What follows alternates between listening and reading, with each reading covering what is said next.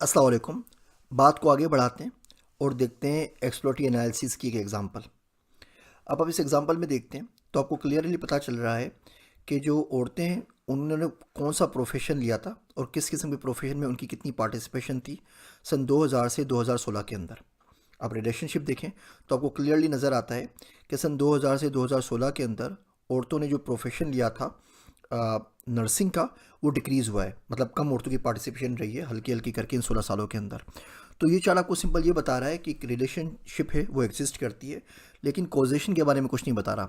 अब लोगों औरतों ने क्यों नर्सिंग का पेशा कम इख्तियार किया, औरतें क्यों टेक्नोलॉजी सेक्टर में ज़्यादा गईं, औरतें क्यों हमें ज़राअत में नहीं मिलती, इस क्यों का जवाब एक्सप्लोरेटरी एनालिसिस के पास नहीं होता। इसके पास क्या का जवाब होता है कि ऐसा हो रहा है। औरतें नर्सिंग में ज़्यादा जा रही हैं या कम जा रही हैं, टेक सेक्टर में ज़्यादा जा रही हैं, ट्रैक्टर चला रही हैं, एग्रीकल्चर में जा रही हैं, क्लर्किकल जॉब के ऊपर जा रही हैं। ये तमाम क्या आपको बताता है क्यों ऐसा हो रहा है। इसके बारे में एक्सप्लोरेटरी एनालिसिस जो होती है वो खामोश होती है। अब हम बात करते हैं अगले टाइप के क्वेश्चंस के ऊपर, जिसको हम इन्फरेंशियल एनालिसिस कहते हैं। The goal is to use a relatively small sample of data to infer or say something about the population at large.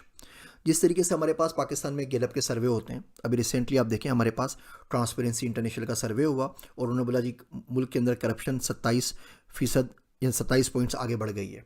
तो उन्होंने क्या किया, अब ज़्यादा बात है पाकिस्तान के 22 करोड़ आवाम से तो पूछ नहीं सकते, तो उन्होंने कुछ लोगों को, कुछ हज़ार लोगों से पूछा होगा जी आपके ख्याल में करप्शन ज़्यादा है या कम है। आपके ख्याल में बिजली का बिल बगैर रिश्वत के आप ले सकते हैं या नहीं ले सकते। आपके ख्याल में गवर्नमेंट ऑफिसर्स रिश्वत लेते हैं या नहीं लेते। आपके ख्याल में अगर आपको घर ट्रांसफ़र करवाना हो, गाड़ी ट्रांसफ़र करवानी हो, तो ये स्ट्रेट फॉरवर्ड प्रोसीजर है या किसी की सिफारिश लगवानी पड़ेगी, कॉल करनी पड़ेगी या किसी को पैसे देने पड़ेंगे।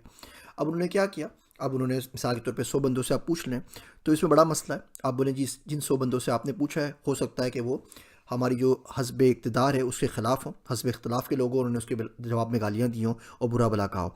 अगर आप तमाम के तमाम 100 लोग वो चूज़ कर लें जो कि इस वक्त करंट जो भी गवर्नमेंट है उसके हक़ में, तो सारे रिज़ल्ट अच्छे हो जाएंगे। आपकी बात बिल्कुल ठीक है। अब इसको डिफ्यूज़ करने के लिए कि इस किस्म का ना हो, सिलेक्टिव बायास हमारे पास नहीं हो, कभी वो टाइम मिलेगा तो हम बायासनेस के ऊपर बात करेंगे।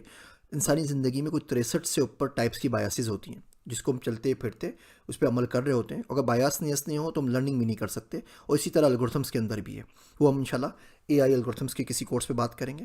तो फिलहाल हम वापस आते हैं कि इन्फ्रेंसेस के अंदर अब आप क्या करते हैं, आप बोलते हैं जी जो सैंपल आपने लेना है पॉपुलेशन का वो इक्वली डिस्ट्रीब्यूटेड हो। तो उसका ये मतलब ना हो कि आप सिर्फ कराची से सैंपल ले लें। आप बोलें जी मैं सिंध से भी लूँगा, बलूचिस्तान से भी लूँगा, खैबर पख्तूनख्वा से भी लूँगा और पंजाब से भी लूँगा और आज़ाद कश्मीर से भी लूँगा और गिलगित बल्तिस्तान से भी लूँगा।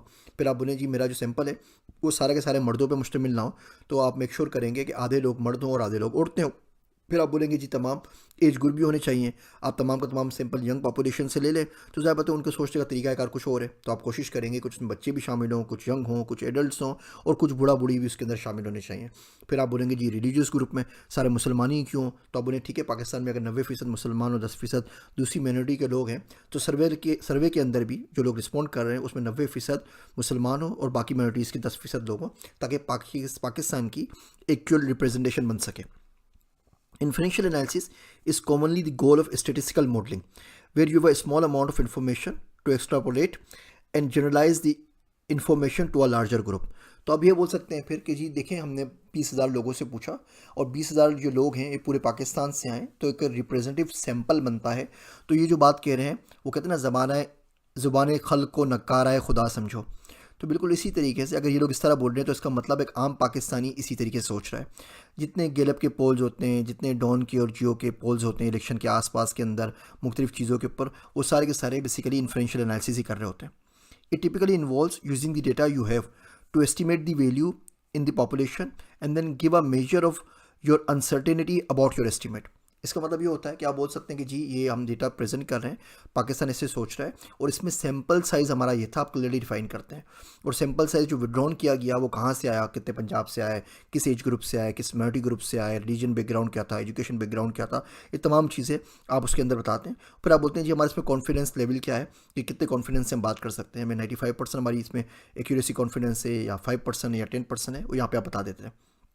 फिर हम सेंसिटिव एनालिसिस की आगे बात करते हैं कि अगर किसी वेरिएबल को थोड़ा सा ट्वीक कर दें तो क्या होगा। मिसाल के तौर पे आप बोल सकते हैं कि जी सर्वे आपने सुबह 9 बजे लिया, उस वक्त सब लोग फ्रेश होते हैं, लेकिन सब लोगों को ऑफिस जाने की जल्दी होती है, तो जब अपने कॉल की होगी तो ज़ाहिर बात है वो बस में लटके हुए होंगे, वो किसी ट्रांसपोर्टेशन के अंदर होंगे, वो पैदल चल रहे होंगे, वो साइकिल चला रहे होंगे, बाइक चला रहे होंगे या गाड़ी के अंदर बैठे हुए होंगे, लेकिन इस वक्त उनके दिमाग में सिर्फ ऑफिस सवार है, तो उन्हें जल्दी जल्दी जवाब दे के जान छुड़ाने की कोशिश की। अगर यही सवाल आप उनसे दोपहर 2 बजे करें, जब वो आराम से ऑफिस में बैठे होते हैं, चाय शाय पी के फारिग हो चुके होते हैं, खाना खा के नमाज़ पढ़ के, तो शायद उनके जवाब कुछ और हो। अगर आप इवनिंग में पूछें तो शायद कुछ और हो। वीकेंड्स में पूछें जब घर पे वो फैमिली के साथ होते हो, तो शायद इसका जवाब अच्छा हो या बुरा हो। खबरनामा देखने के फ़ौरन बाद आप सवाल पूछते हैं तो ज़रा बात है वो नेगेटिव लोगों का रुझान होगा, क्योंकि खबरों के अंदर उन्होंने बुरी बुरी न्यूज़ सुनी होगी। हर बंदा ये समझ रहा होगा कि पाकिस्तान का बेड़ा गर्क है और मुल्क डूब रहा है। अच्छा, अगर आप किसी अच्छे पाकिस्तान वर्ल्ड कप का मैच जीत जाए, उसके बाद सर्वे करते हैं तो हर बंदा ही खुश होगा, ज़्यादा बात उसके रिजल्ट्स अलग आएंगे। तो ये तमाम वेरिएबल्स होते हैं, इनको चेंज करने से, ट्वीक करने से क्या फ़र्क पड़ता है, वो तमाम चीज़ें हम इन्फ्रेंशियल एनालिसिस के अंदर डिस्कस करते हैं। Since you are moving from a small amount of data and trying to generalize to a large population, your ability to accurately infer information about that large population depends heavily on your sampling scheme. If the data you collected is not from a representative sample of the population, the generalization you infer won't be accurate for the population. ये वही चीज़ है जो भी हमने discuss की कि जो हम रिप्रेजेंटेटिव सैंपल ले रहे हैं वो हम कहाँ से लेंगे और किस तरीके से मुल्क में वो डिस्ट्रीब्यूट हो रहा है, और आया मुल्क की वो असल तस्वीर खींचता भी है या नहीं खींचता। अगर वो मुल्क का रिप्रेजेंटेटिव सैंपल नहीं होगा तो जो भी आप एनालिसिस दे रहे हैं वो इतनी अच्छी नहीं होगी। मैं मिसाल देता हूँ सेंटिमेंट एनालिसिस के अंदर, क्योंकि उर्दू की NLP टूल किट्स अवेलेबल नहीं है। उर्दू में हम सेंटिमेंट एनालिसिस करते हैं तो आजकल उर्दू कौन लिखता है। अगर मैं लिखूँ कि जी मैं चाहता हूँ कि मेरा यूट्यूब का चैनल इस तरीके से ग्रो करे, अब देखिए यूट्यूब भी अंग्रेज़ी का वर्ड है, चैनल भी अंग्रेज़ी का वर्ड है, ग्रो करे वो भी अंग्रेज़ी का वर्ड है। अब आप उर्दू से इंग्लिश ट्रांसलेशन करेंगे तो बेचारी कहाँ जाएगी।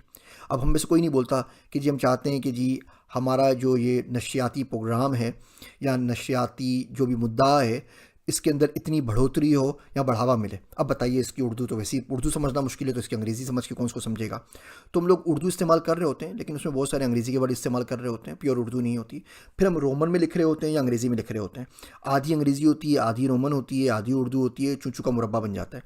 अब इसकी अगर आपने सेंटिमेंट एनालिसिस करनी है तो आप किस तरीके से करेंगे।